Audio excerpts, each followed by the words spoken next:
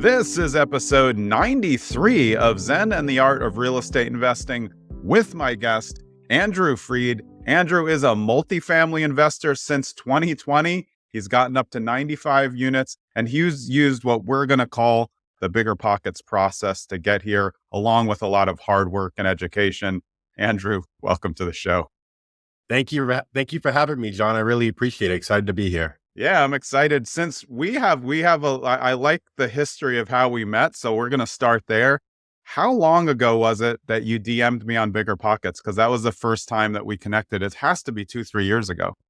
It was absolutely when I started in real estate. I was seeking mentorship and guidance all over bigger pockets in my local community. And you absolutely offered that. And you gave me a lot of really good help and guidance on advancing my portfolio. Awesome. So, yeah. It was like 2020 or 2021, right? Right in the beginning. Yeah. It was right when I was like house hacking and I was trying to get in my second or third house hack, and you were offering some good recommendations on how to do that.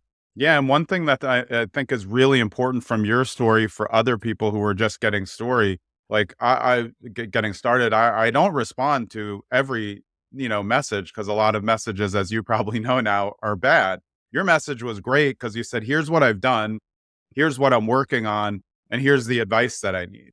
And I think like now, as you've grown to this, do you see the difference between how people may approach you and how that might hurt them by just saying like, hey, how do I become a real estate investor?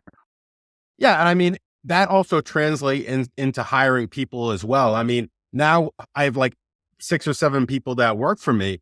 And when they bring me a problem, I expect that they offer 2 or 3 solutions and some context on the dilemma, right?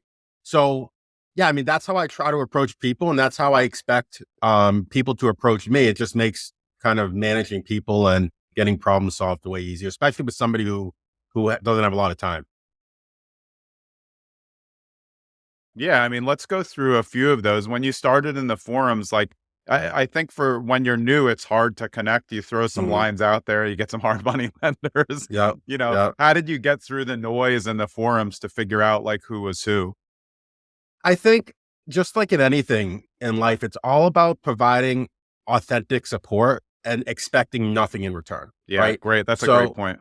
So when I approach the forums, I try to go there and I try to offer authentic help to people and expect nothing in return. And sooner or later, all of that great reciprocity compounds into people wanting to help you down the road. Yeah. Right. But that's how I really got started in the forums. And it really helped me get a little bit of a following in the forums, and the fact that like I got a decent amount of upticks because I wasn't trying to sell people on something, Yeah, that's another great point. I brought this up when I was on BP on the regular one. I actually look at who has more upvotes than posts, and that's important to me because it means that there's value in what you're posting. And I think that's a really good way to just, without talking to anyone, see like, hey, who's really adding value? Because people don't, it's annoying to do an upvote. So you really do it when like, hey, that's good. So that's something that you use there to see like who's who. And then again, you use that as your strategy, which I did as well. I just scheduled 15 minutes a day and made sure I answered at least 5 questions. And I did that like every day for years. And then, people asked a lot of questions, but the questions were better than normal. Eventually, once you kind of get the rhythm for it, did you start to meet partners, and did that help you with your meetup also? Because that's something great to talk about as well. So I didn't meet partners on Bigger Pockets, but I did meet my mentor. Because my mentor he hosted meetups all over Massachusetts and hosted a virtual one, which I found on Bigger Pockets. And when I attended the meetup, he was asking everybody if anybody knew a good venue in Worcester, Massachusetts for a meetup. And that's where I live. I own units out there. The light bulb. Yeah. There it is. Yep. And before he could finish his sentence, that weekend, I went out to about 5 different venues, took video. I got the manager's card. I got pricing information. I threw it in a nice Google Drive. I sent it to him. I'm like, I recommend these venues. He's like, this is fantastic. Like, would you want to be my first guest speaker at this meetup? I'm like, I would love to. Yeah. And then I guest spoke, and then he asked me to host the meetup. And then at that point, it's kind of history from there. How long have you been doing the meetups? I've been doing the meetup for about 3 years. Yeah. I mean, 3 years. how would you like rank them in your overall scale, just in terms of like helping you grow by bringing in the other people? Because I do them too. I've obviously Mm. been to them. I just love them. I think they're great for brand new investors to get their feet wet and low pressure. How much has it helped you along the way, just to know like, hey, we're going to keep doing it, going to meet some new people, going to help some people, going to learn some stuff. I mean, they're pretty much 90% of my success is a result of these meetups. Yeah. I've met partners at these meetups. I've met mentees at these meetups. I've met lenders at these meetups. I've met mentors at these meetups. Um, so like it's at the end of the day, it's the average of the 5 people you associate yourself with. And the more you're in the room with people who get it, people who have that mindset of being the best version of themselves and really seeking financial independence, because real estate's funny in the fact that real estate isn't a money game. It's more of just trying to become the best version of yourself, and money just comes. It's Yeah. weird. It's weird. So it's like, I feel like a lot of people into self-development get into real estate more for the self-development and less for the actual money component.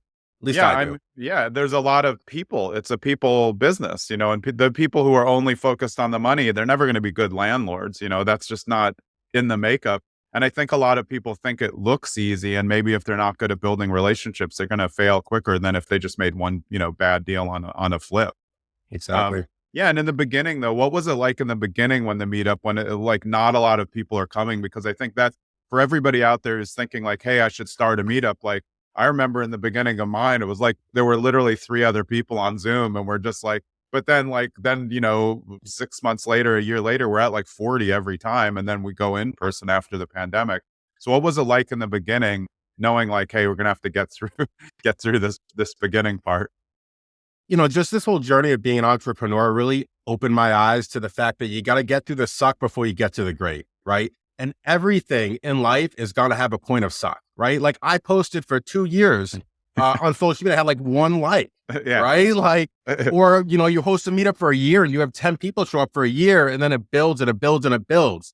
And, just like anything in life, you just got to be cool with the whole compound interest component and be fine in the fact that in the beginning, it's going to be a grind, but it's going to get better and better and better over time. And that's exactly what I recommend for meetups. If anybody starting a meetup, I tell people you at least got to give it a year. Like you Yeah. can't Yeah. quit after like 2 or 3. You're not, it's going to be discouraging, to be honest with you, if you did. So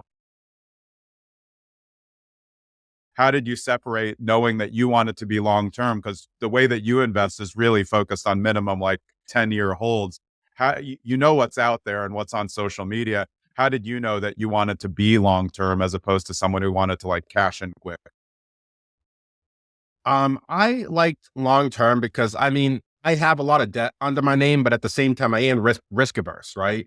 And when it comes to long term and when it comes to multifamily, every other strategy fits into long term rentals, right? It just provides so many exit strategies. So if it works as a long term rental, it's gonna work as a short term rental. It's gonna work as a medium term rental. It could work as a flip, right? So I just like the safe component of long-term rentals, and the fact that I also work a W-2, and I know I have a finite amount of time. I can't be spending 40 hours every week doing flips. So it was kind of a balance between time commitment and risk aversion.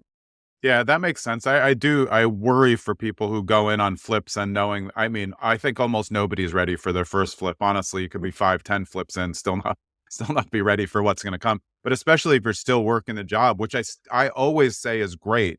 I think people try to leave too early, but you just knew like you're not going to have the time to flip, right? Yeah, yeah, exactly. And I know, I'm a project manager. Like the thing that's on top of my mind is time. How is time being used efficiently? Yeah. Right. And I just knew the most efficient use of my time would be to buy these long-term rentals, stabilize them in 3 to 4 months, move on to the next project and let it, at that point, once it's stabilized, it only takes like an hour or two of management a month. It's not a lot of Yeah. time. That's kind of become your portfolio is stabilizing multifamily assets, right? And then, getting them running and then hanging on to them. Yeah, yeah, more or less. And then finding ways to tap the equity in different methods to buy more multis. Yeah, that's more or less been my strategy, and it's been pretty successful. And I specifically targeted multis in good condition that were operationally inefficient, so I can get Mm. into an asset, get it stabilized quickly and move on without a big pull on all of my capital. And that's how I've been able to expand to so many units so quickly, because each project isn't so capital intensive. And a lot of times when it is capital intensive, that also correlates to it being time intensive, right? Yeah. So that was kind of the strategy I took.